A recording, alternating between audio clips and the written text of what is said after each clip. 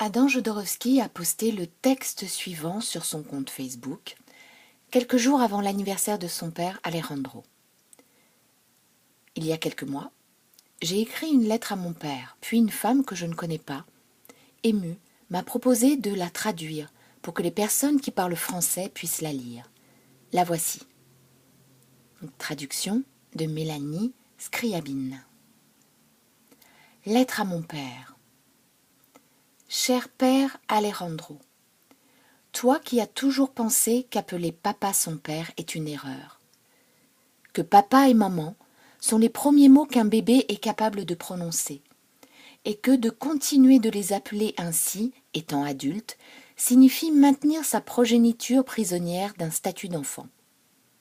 Toi qui m'as dit « Je ne m'appelle pas papa, mon nom est Alejandro. Je ne t'appelle pas Ada, Dada ou Adada. » J'écris cette lettre ouverte parce que je veux que le monde sache que l'amour entre un père et son fils existe. Je vois tant de cas de pères absents ou qui n'acceptent pas leurs enfants tels qu'ils sont. C'est pour cela qu'aujourd'hui, je veux que tout le monde le sache, ce que peut être une vraie relation d'amour et de respect. J'espère que cela puisse être utile à cette planète, que cela serve d'exemple pour qu'une transformation positive s'opère en ce monde et que cessent de se créer les guerres qui ne sont que la conséquence de la colère refoulée. T'appeler Alejandro ne m'a rien enlevé, bien au contraire. Je ne te voyais pas en tant que figure emblématique ou un être supérieur, je te voyais en tant qu'allié, un être plein de bonté. T'appeler Alejandro est au monde la chose la plus tendre et merveilleuse qui soit, et le fait que je me sois senti différent des autres enfants a fait naître en moi une grande force. Tu ne m'as jamais éduqué dans la peur, tu ne m'as jamais frappé, tu me parlais, m'expliquais tout et te préoccupais de m'enseigner tes pensées, me laissant libre d'être celui que je devais être, et non celui que tu voulais que je sois. Te souviens-tu ? Tu avais pour habitude de t'asseoir près de moi et de me lire des contes japonais pour m'initier à une philosophie de vie. Tu as formé mon esprit pour me préparer comme un guerrier à recevoir les coups de la vie, à faire face aux discours stupides et à l'imbécilité humaine.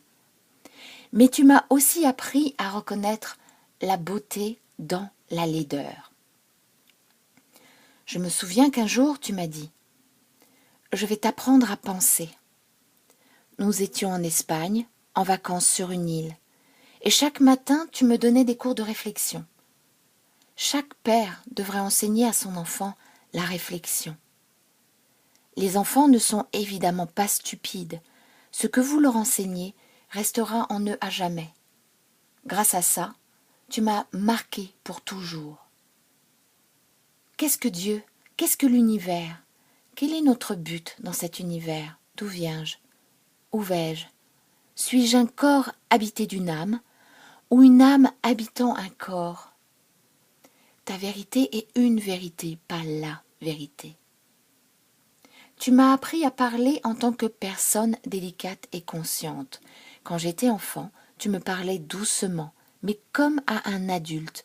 Tu ne m'infantilisais pas en me parlant d'une voix de dessin animé. Les parents ont l'habitude de parler à leurs enfants comme s'ils étaient des poupées, mais toi, tu me parlais comme on parle à un être humain. Puis tu m'as montré comment communiquer avec autrui, et au lieu de parler par affirmation dans une conversation, j'ai appris à commencer mes phrases par « selon ce que je pense » et je peux me tromper. Dans un combat, au lieu d'accuser l'autre, tu m'as appris à exprimer ce que je ressentais et ce qui était la cause de la discussion en moi. Tu ne m'as jamais fait part de tes difficultés financières pour que l'argent ne représente pas un fardeau à mes yeux. Je vivais dans un paradis. Un enfant doit voir la vie comme un paradis. Le contraire produit des êtres angoissés, épouvantés à l'idée de devoir faire face à leur propre existence. Lorsque j'étais en colère, au lieu de me la faire contenir, Tu m'as pris par la main pour m'amener dans le jardin et tu m'as fait détruire une chaise en 1000 morceaux. Tu ne peux pas t'imaginer le bonheur que m'a procuré le fait de mettre cette pauvre chaise en morceaux. Je t'ai dit, mais si je la casse, nous n'aurons plus de chaise. Ce à quoi tu as répondu que ce n'était pas important, que tu en achèterais une autre. Pour toi, le matériel n'avait pas d'importance, aucune valeur. La seule valeur à tes yeux était celle d'être humain. Au lieu de réprimer ma créativité, tu m'as acheté des pinceaux pour que je puisse peindre sur les murs de ma chambre. Rien ne m'était interdit. Lorsque je faisais une erreur, nous en parlions et la corrigions. Tu avais confiance en moi et dans mes propres limites, celles que je m'étais fixées moi-même. Je pouvais tout demander et faire, j'étais un enfant. Et nous parlions ouvertement de sexe, sans morale religieuse qui aurait pu nous laisser penser que c'était quelque chose de fou. Quand quelqu'un faisait l'amour dans la maison, le lendemain, c'était la fête. Quand je voulais un instrument, au lieu de penser que c'était un caprice, tu m'achetais un piano, une trompette, même si je ne l'utilisais qu'un seul jour. Tu disais que tout était utile dans la vie, et c'était vrai. Tout ce que j'ai demandé et que tu m'as donné dans mon enfance m'a aidé, absolument tout. Tu n'as jamais fixé aucune limite à ma créativité. Tu m'as appris comment méditer. Tu m'as donné des livres. Bien que ma mère et toi, vous soyez séparés quand j'avais 8 ans, tu ne m'en as jamais dit de mal.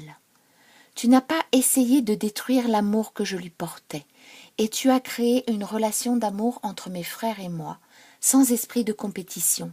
Nous aimons chacun différemment. Tu m'as appris à croire que tout était possible dans la vie. Et comment? Je vais te rappeler comment.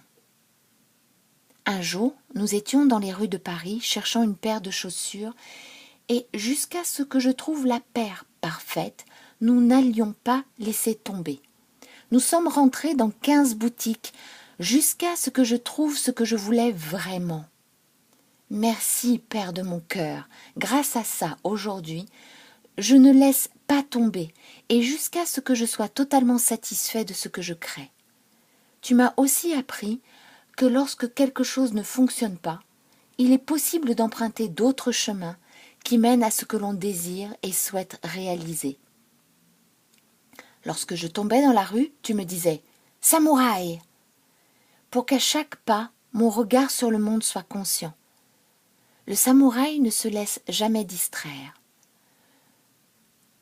Je me sens vivant, Alejandro, tellement vivant.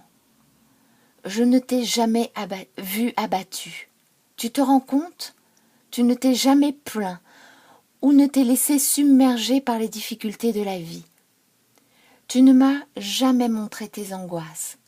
Tu m'as appris à être heureux, à penser que la vie est une fête. Tu m'as appris à ne pas me mettre à fumer quand les adolescents le font. Tu m'as expliqué que j'étais un enfant confiant et que je n'avais pas besoin d'une cigarette pour séduire, être adulte ou être accepté des autres. Je me suis sentie fort, tellement fort. Tu m'as